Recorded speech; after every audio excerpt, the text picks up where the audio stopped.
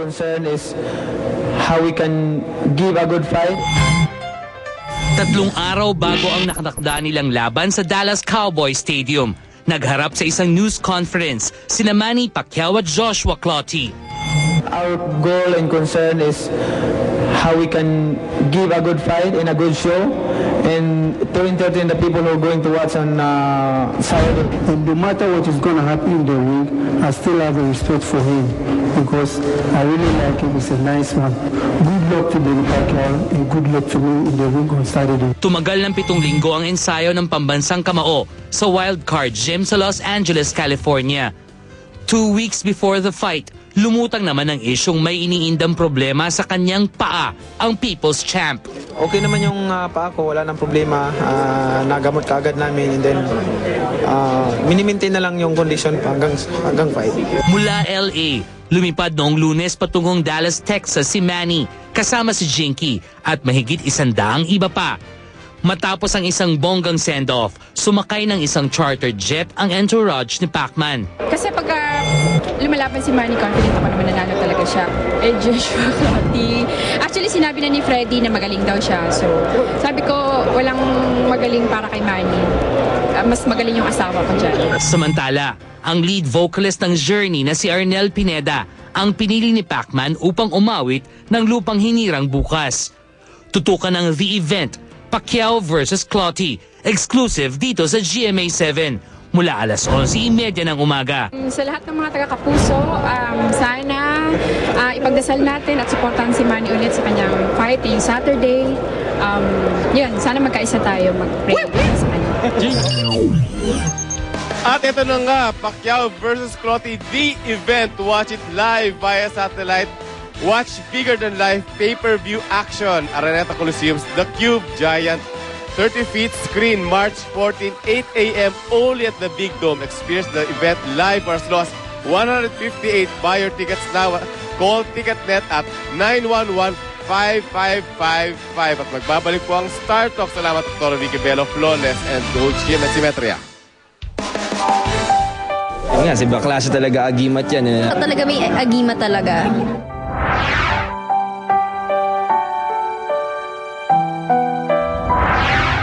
Nakaraang Lunes, March 8, isang selebrasyon ang inihanda ng mga Revilla para sa ika-83 kaarawan ng dating Senador Ramon Revilla Sr.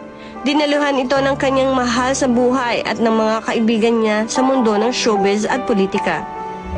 Napakasaya niya dahil lahat ng mga kaibigan niya, yung mga natulungan niya, lahat pumunta dito. Actually, ayaw niyang magpa-party. Gusto niya, bibigay na lang siya mga relief goods sa mga Actually, pinagawa pa rin, nabigay pa rin kanina. God is with Dad, so alam ko na birthday gift ni God kay Dad na longer life at lalakas pa siya lalo at maayos ulit. Magiging normal ang lahat sa kanya. As you can see, sobrang gwapo niya ngayon, di ba? So, yeah, may siya talaga, may agima talaga. Di ba? Sino nagbo-bounce back from that state, di ba? So, yun, more blessings, more prosperity, and long life. Yun nga, si Baklase talaga agimat yan. Sana abutan niyo apo ko, kahit wala pa akong girlfriend. Ano naman kaya ang reaksyon ni Brian na magpapakasal na ang dating yung girlfriend na si Maui Taylor? Ngayon ko lang narinig. Of course, I'm really happy for her na nakahanap na rin siya ng tao na nagmamahal sa kanya ng tuloy-tuloy na up to the point na magpapakasal siya. So, Maui, best wishes and congratulations. Happy rin kaya si Jolo Revilla para sa dating yung girlfriend na si Lovie po na nauugnay ngayon kay Ronald Singson?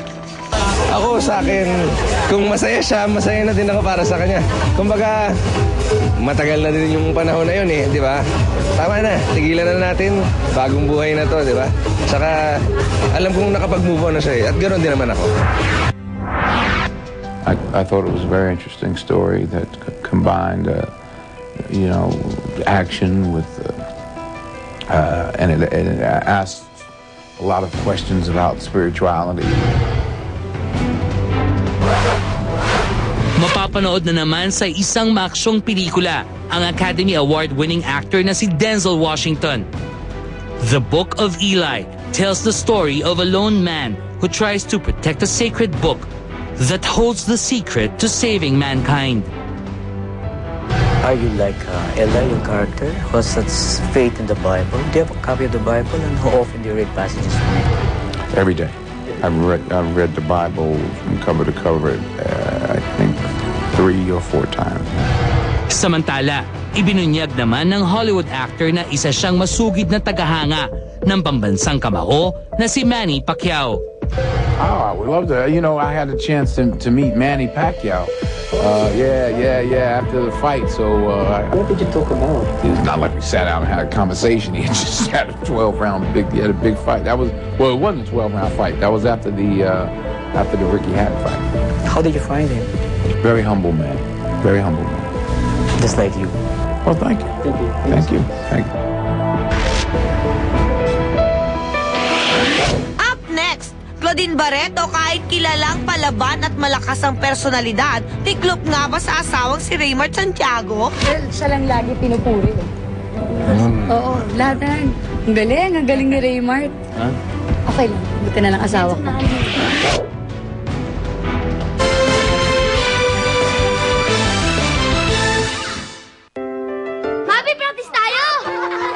Ang baong handa.